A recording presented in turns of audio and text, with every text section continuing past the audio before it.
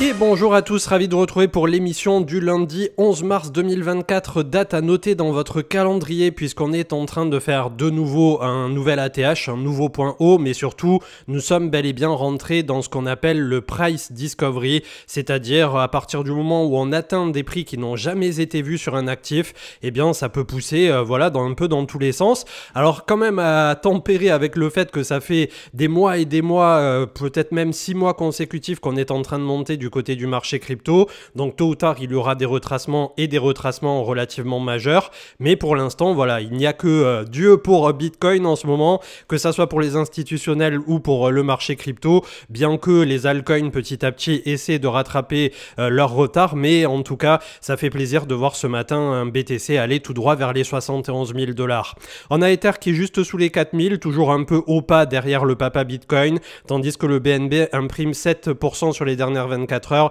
à 532 $, et globalement c'est un peu ce top 10 qui est à l'équilibre. 6,61 en positif sur Chainlink à 21,44, moins 8 pour Shiba Inu, et on est toujours à l'équilibre jusqu'au top 25 où on rencontre 26e place NIR Protocol, plus 14% sur les dernières 24 heures, 7% pour Stacks à la 38e place, moins 6% du côté de Sei, et ensuite on clôture le top 50 comme d'hab avec The Graph, Multiver X, Bitcoin SV, AAV et Algorand qui occupe bel et bien cette 50e place, et tous sont logés entre 1,30 à 1,50 milliards de capitalisation. On approche les 71 000 $, on voit qu'on a les open interest qui sont pas si hauts pour l'instant, et ce matin ça a été une cascade de liquidation, des shorts un peu trop aventureux qui ont été liquidés. Pour les débutants qui nous suivraient, eh bien tout simplement on appelle ça un short squeeze, ça permet de déclencher des cascades de liquidation pour des personnes qui font du levier à la baisse, et donc en pariant à la baisse, en ayant le cours qui joue contre eux et qui monte, eh bien ça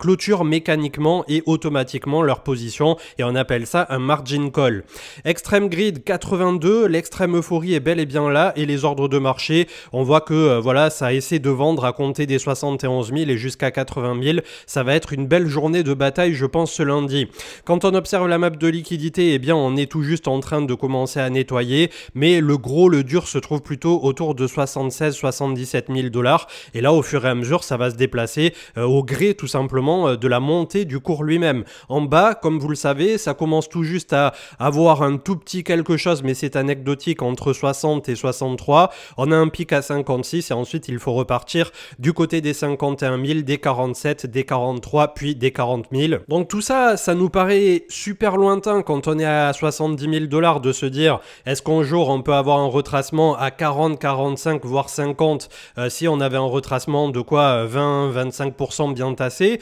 mais voilà, c'est quelque chose qui peut arriver et qui est déjà arrivé lors des différents derniers bull run. Le partenaire sponsorisé du jour, c'est NordVPN, on ne le présente plus, il vous permet de faire un pont au niveau de votre connexion, mais surtout de vous connecter sur bon nombre de VPN au travers de la planète pour tout simplement consulter du contenu ou faire votre petite navigation dans des pays où vous n'êtes pas physiquement justement, avoir accès potentiellement au football et à toute la ligue du côté de la Belgique et de la Suisse, puisque pour nous francophones, on peut consulter du contenu comme ça libre, qui malheureusement d'habitude nécessite des abonnements qui sont relativement coûteux. Il y a toute la partie streaming avec Disney, etc., où des films sortent en avant-première très régulièrement du côté des États-Unis, et après pour nous crypto aficionados, c'est toujours bien de se prémunir, de se protéger au travers d'un VPN pour notre navigation au quotidien. Donc vous pouvez vous connecter sur 6100 serveurs dans des dizaines et des dizaines de pays, protéger 6 appareils avec un seul compte. Vous avez la possibilité également d'avoir le NordPass, le gestionnaire de mots de passe qui vous créera à la volée des mots de passe ultra robustes pour ne plus avoir à vous en préoccuper et qui seront remplis de façon automatique au fur et à mesure que vous en aurez besoin. Mais également le NordLocker pour vos fichiers dans un cloud totalement sécurisé, et là aussi pour y avoir accès de où vous souhaitez, le tout en ayant une suite qui en permanence scannera au niveau de votre utilisation du VPN la protection anti-menace pour vous permettre de détecter quand vous êtes sur un site ou quand vous téléchargez un fichier malveillant, toute tentative de phishing, toute tentative de piratage au travers justement d'un lien vérolé, et ça c'est pas du luxe également quand on est dans la crypto. Donc n'hésitez pas, vous avez la garantie satisfait ou remboursé pendant 30 jours, vous avez le lien en commentaire et description avec une offre 4 mois offerte plus un moins 60%, en général on est dans ces eaux-là, entre moins 50 à moins 60, ce qui revient basiquement et en effet autour de 2,91 € par mois pour l'offre la basique basique et vous êtes à moins 65% sur l'offre essentielle qui passe à 3,42 € par mois en passant par ce lien et nous vous en remercions puisque NordVPN est un partenaire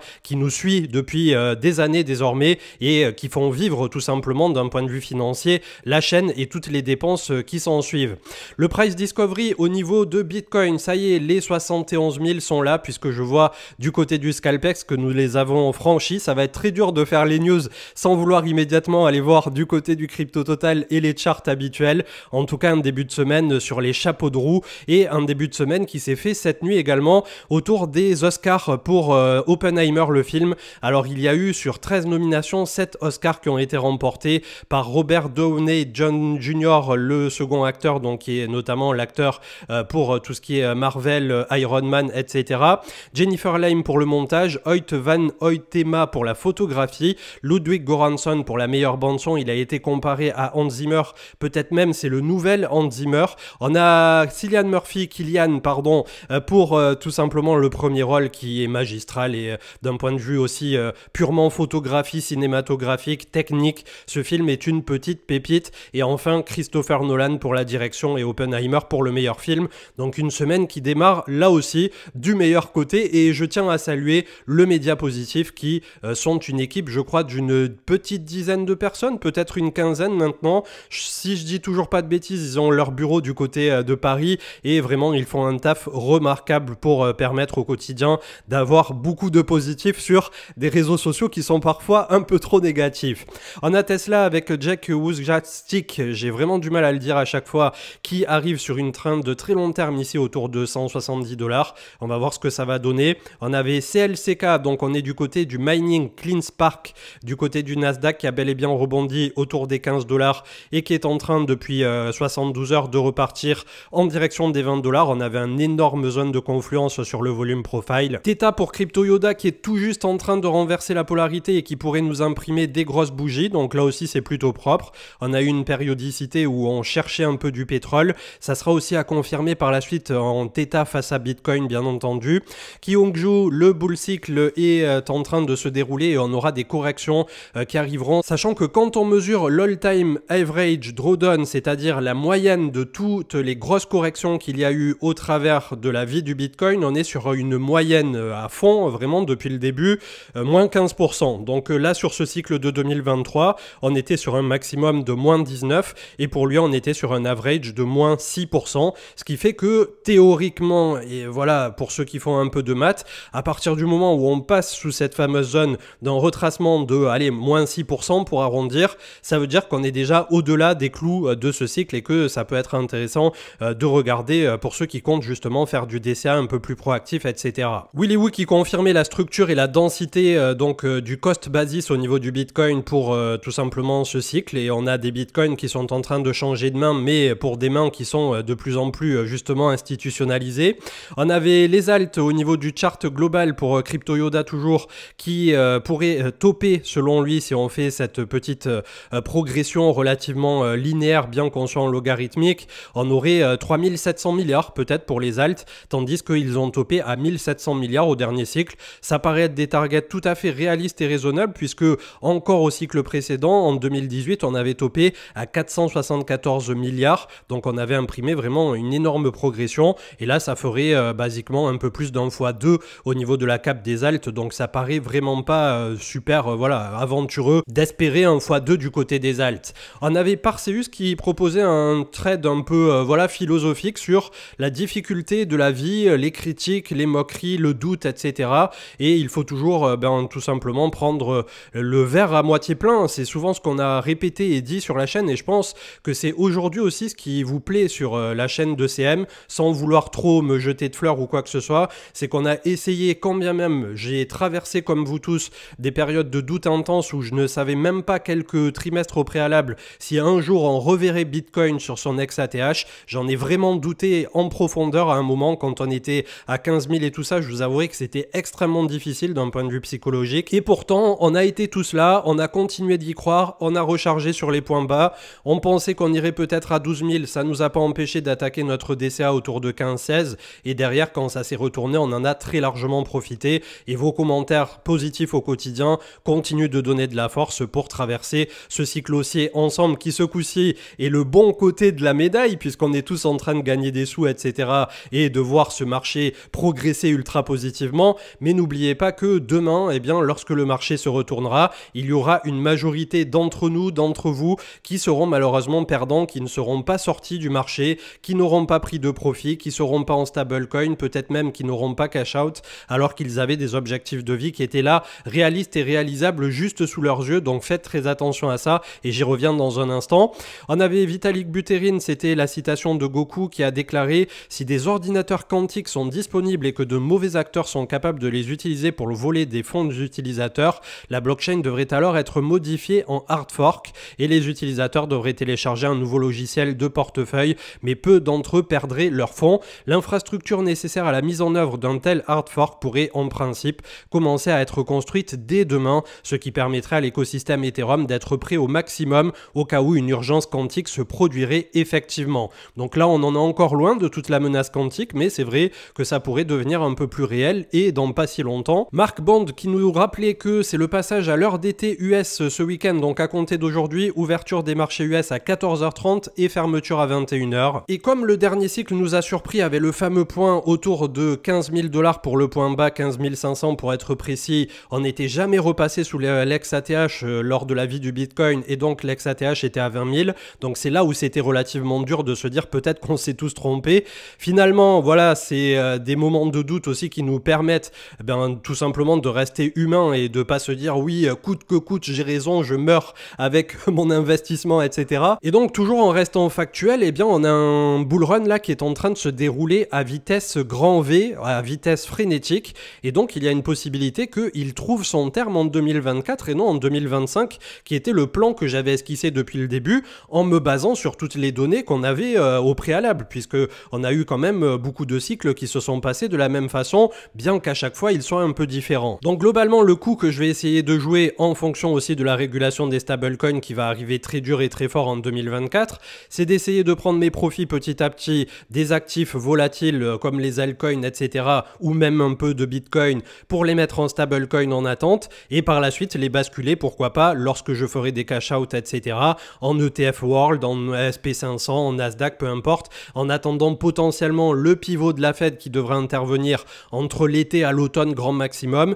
Là aussi, je suppose qu'on pourrait se prendre une petite tatane du côté du SP500 et derrière, ça me permettra de rentrer à bon compte, si ce n'est que, on l'a vu dans des émissions récentes, le market timing, quand on compte investir dans un ETF et y rester pour 5 ans, 10 ans, 15 ans, ça n'a que très peu d'intérêt quand on joue justement des échéances de temps aussi longues. Peu importe qu'on rentre là maintenant sur un ETF World et que ça soit un top de marché, quand bien même il se prendrait à moins 10, moins 15%, derrière il y aura 1 an ou 2 ans plus tard un rebond magistral comme on l'a toujours connu, etc., etc. En tout cas, en se basant sur les métriques qu'on a eues jusqu'aujourd'hui. Si un jour il y a un crack financier à la 1929 ou un signe noir à la crack Covid de mars 2020, bien entendu que ça on peut pas l'anticiper, donc je pars toujours du principe, bien entendu, au niveau de ce postulat, que les marchés financiers vont se développer positivement à un horizon de temps de 5, 10, 15 ans. Ça m'amène à mon second point, il y a énormément de gens, et notamment en France, qui, sont pétrifiés dès qu'on dit le mot interdit, c'est-à-dire le fisc,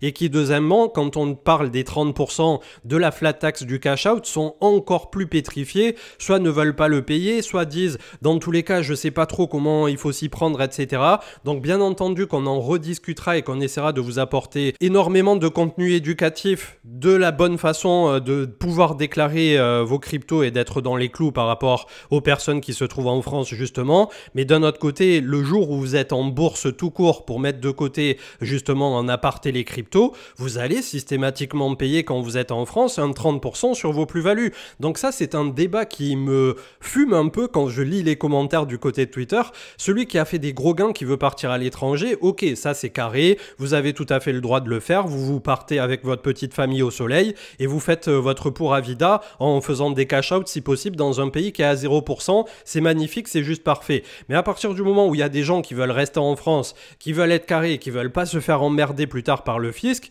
eh bien il faut payer ces 30% et derrière vous serez complètement tranquille et vous pourrez en faire absolument tout ce que vous voudrez de cet argent. Il y a un autre sous-sujet à ça, c'est qu'il y a beaucoup de gens et beaucoup de fantasmes qui pensent que n'importe qui a commencé à faire du 100K et plus, etc., du côté du marché crypto alors qu'ils ont des revenus relativement modestes par rapport à cette somme, pourraient être requalifiés en professionnels. Là aussi, ça ne fonctionne pas comme ça dans la pratique, c'est bien plus avancé. Il vous faut utiliser des robots de trading très poussés, passer des ordres systématiquement tous les jours, hein, que en gros ça soit qualifié comme votre activité principale. Alors c'est sûr que si vous êtes au RSA, que vous gagnez 400 balles par mois et que derrière vous sortez 500K et que vous avez passé 5000 ordres par jour avec du robot de trading, là vous êtes pile poil dans les clous d'une requalification en professionnel. Mais c'est pour vous dire à quel point c'est spécifique à quelques cas d'usage. Et à ce jour, c'est pas parce que vous tracez 3 traits sur TradingView que vous allez être requalifié en professionnel. Et là aussi, attention, depuis 2023, il n'y a plus de 70% qui tiennent. Ça va être requalifié au barème et il vous faudrait éventuellement créer une entreprise pour basculer les revenus professionnels là aussi en BNC ou BIC. Enfin, je sais jamais exactement en quoi ça serait qualifié, mais voilà, vous êtes dans ces eaux-là si jamais vous êtes qualifié en professionnel. Et une fois de plus, j'insiste, arrêtez de vous ruiner le cerveau avec ça. Si vous avez fait tout simplement un investissement, par exemple vous mettez 10 000 euros ou 20 000 euros que vous aviez de côté et que vous aviez sorti peut-être 100 000 euros ou quelque chose dans ces eaux-là lors d'un cycle haussier au niveau du marché crypto, ce que je vous souhaite à tous mais qui n'est vraiment pas garanti, je le rappelle, c'est un marché très dur et très volatile. Il y aura toujours une immense majorité de gens qui perdront plus d'argent que ceux qui en gagneront derrière, bien que ça soit un peu, comme on dit souvent, un jeu à somme nulle, il y a un gagnant et un perdant puisqu'il y a un acheteur et un vendeur dans tous les cas. Mais bref, tout ça pour résumer, essayez à la fois de pas trop vous casser la tête par rapport à tout ça, mais si vous comptez faire les choses carrées, ce que je ne peux que vous conseiller, de déclarer vos trucs de façon tout à fait honnête et de bonne foi, ce qui plus tard, s'il y a quoi que ce soit par rapport au fisc, jouera totalement en votre faveur, et bien globalement, voilà, vous êtes dans les clous, vous payez vos 30% et vous mettez votre argent à travailler derrière, ou mieux, comme certains l'ont fait, vous changez votre voiture, vous partez en voyage, vous prenez la famille et vous menez votre meilleure vie, vous faites absolument ce que vous voulez, mais oui, il y a les 30% au milieu pour ceux qui sont en France. Une infographie et un long trade de Jordan Montel Investissement autour du PER, le plan épargne retraite. Là aussi, ça concerne les Français, je vous invite à le consulter, c'est très dense, mais c'est super intéressant. Je suis en train de bosser sur la version 2024 pour Bitcoin Odyssey, puisque nous sommes désormais bel et bien en price discovery, 71 500 $ au moment où j'enregistre l'émission ce matin, donc ça y est, c'est parti, et ça fait plutôt plaisir. On avait Bitcoin qui était dans un resto où il y avait une statue, j'ai l'impression que c'est du métal un peu qui a été travaillé, et donc il y avait un taureau et un ours, bull and bear, et qui rappelle donc les deux phases de marché au niveau du marché crypto. Et je pense qu'on a fait à peu près le tour, puisqu'on revient sur les informations de la dernière fois. Avec Goku, c'était Coinbase et Grayscale qui ont rencontré la SEC cette semaine à propos de l'ETF Ethereum Spot, et là aussi le ton a l'air de se durcir. Il y a des sénateurs de nouveau qui essaient d'amener la politique, finalement, j'allais dire la spéculation, mais non, c'est même pas ça, d'amener la politique dans les décisions crypto, et donc la sénatrice en question a dit que même l'ETF Bitcoin n'aurait pas dû être approuvé, etc. Donc globalement, on va voir comment ça va se passer, mais je suppose qu'en ayant BlackRock à la table, désormais, BlackRock en général pèse un tout petit peu plus dans la balance que des sénateurs qui eux-mêmes font pas mal de délits d'initiés, pour rappel, donc c'est assez effarant de les voir ensuite venir faire des petits commentaires par rapport aux cryptos. Et AAV, donc la TVL, et là aussi on en avait discuté en fin de dernière émission, qui est en train d'exploser, donc peut-être une bonne chose à venir pour le token de AAV, on l'espère tous. 2600 milliards ce matin, peut-être un peu plus justement du côté de CoinGecko ou CoinMarketCap. On a un ATH à venir chercher désormais à peine à quoi, une vingtaine de pourcents, même pas pour les 3000 milliards, on est autour de plus 16%. Le crypto total 2 des alts est un peu plus en retard, mais on est sur quasiment 2 mois de hausse de volume et 2 mois de hausse consécutive. Donc là aussi, on est haut perché, attention en cas de retracement. Et l'ATH se trouve désormais à une quarantaine de pourcents encore, 42. Donc vous voyez que pour les alts, on est encore malgré tout toujours pas sur une véritable alt season. Il faudra cumuler ça plus tard au fait d'avoir une Bitcoin dominance qui chute, ce qui pour l'instant n'a pas l'air d'être le cas. Le crypto total 3 qui exclut Ether et Bitcoin, on est autour de 718. On avait un ATH qui se trouve à 1126 et donc on est encore plus loin. On est à 56% de l'ATH. l'ATH. 32 Ethers valent ce matin 128 000 $, sachant que son ATH n'est plus très loin puisqu'on est à peine à une vingtaine, 21%. Donc ça aussi c'est plutôt encourageant, et un ATH qui se trouvait à 155 000 $. On a le BTC en futur CME qui n'a pas le temps, qui est déjà autour de 72 000 $. Donc voilà, tout va bien du côté institutionnel. Attention toutefois, depuis tout à l'heure, les cryptos totaux, Ether, BTC1, etc. On a le RSI là qui est très très haut perché sur les points qu'il a touchés autour des points précédents, des points hauts précédents. Donc il va falloir être extrêmement